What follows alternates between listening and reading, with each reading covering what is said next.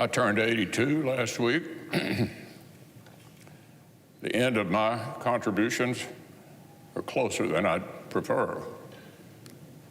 My career in the United States Senate began amidst the Reagan Revolution. The truth is, when I got here, I was just happy if anybody remembered my name. President Reagan called me Mitch O'Donnell. Close enough, I thought. My wife Elaine and I got married on President Reagan's birthday, February 6th. It's probably not the most romantic thing to admit, but Reagan meant a lot to both of us.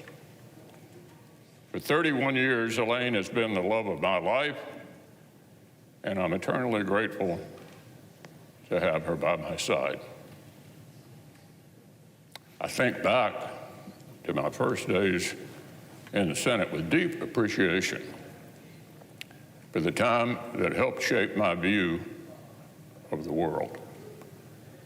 I'm unconflicted about the good within our country and the irreplaceable role we play as the leader of the free world. It's why I worked so hard to get the national security package passed earlier this month.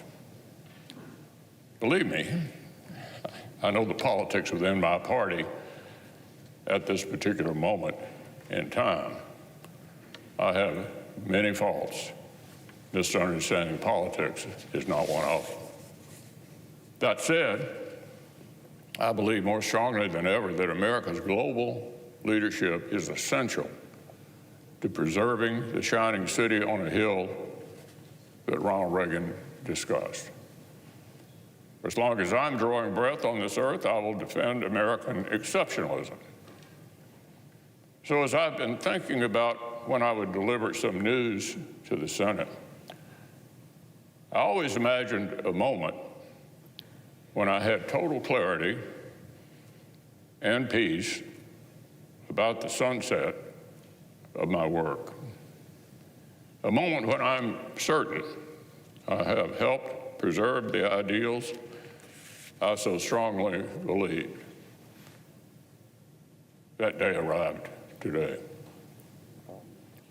My goals when I was narrowly elected to the Senate back in 1984 were fairly modest. Do a good job for the people of Kentucky and convince them that by doing so, they might rehire me for a second term. That was it. That was the plan. If you would have told me 40 years later that I would stand before you as the longest-serving Senate leader in American history, frankly, I would have thought you'd lost your mind. I have the honor of representing Kentucky in the Senate longer than anyone else in our state's history. I just never could have imagined that happening when I arrived here in 1984 at 42. I'm filled with heartfelt gratitude and humility for the opportunity. But now it's 2024. I'm now 82. As Ecclesiastes tells us, to everything there is a season and a time to every purpose under heaven. To serve Kentucky in the Senate has been the honor of my life. To lead my Republican colleagues has been the highest privilege. But one of life's most underappreciated talents is to know when it's time to move on to life's next chapter. So I stand before you today, Mr. President, and my colleagues, to say this will be my last term as Republican leader of the Senate. I'm not going anywhere anytime soon. However, I'll complete my job my colleagues have given me until we select a new leader in November and they take the helm next January. I'll finish the job the people of Kentucky hired me to do as well, albeit from a different seat. And I'm actually looking forward to that. So it's time for me to think about another season. I love the Senate. It's been my life. There may be more distinguished members of this body throughout our history, but I doubt there were any with any more admiration for the Senate.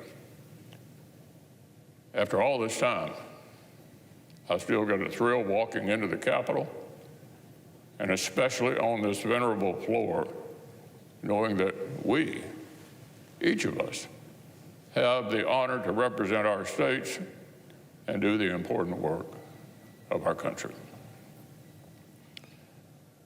But Father Time remains undefeated.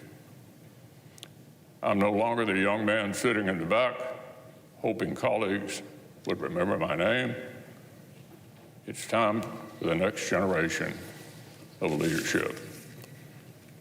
As Henry Clay said in this very body in 1850, the Constitution of the United States was not made merely for the generation that then existed, but for posterity, unlimited, undefined, endless, perpetual posterity. So time rolls on. There'll be a new custodian of this great institution next year. Won't surprise you to know I intend to turn this job over to a Republican majority leader. I have full confidence in my conference to choose my replacement and lead our country forward. There'll be other times to reminisce. I'm immensely proud of the accomplishments I've played some role in obtaining for the American people. Today is not the day to discuss all of that, because as I said earlier, I'm not going anywhere anytime soon. There are many challenges we must meet to deliver for the American people, and each will have my full effort and attention. I still have enough gas in my tank to thoroughly disappoint my critics, and I intend to do so with all the enthusiasm with which they've become accustomed. So to my colleagues, thank you for entrusting me with our success.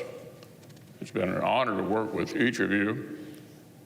There'll be plenty of time to express my gratitude in greater detail as I sprint towards the finish line, which is now in sight. I yield the floor.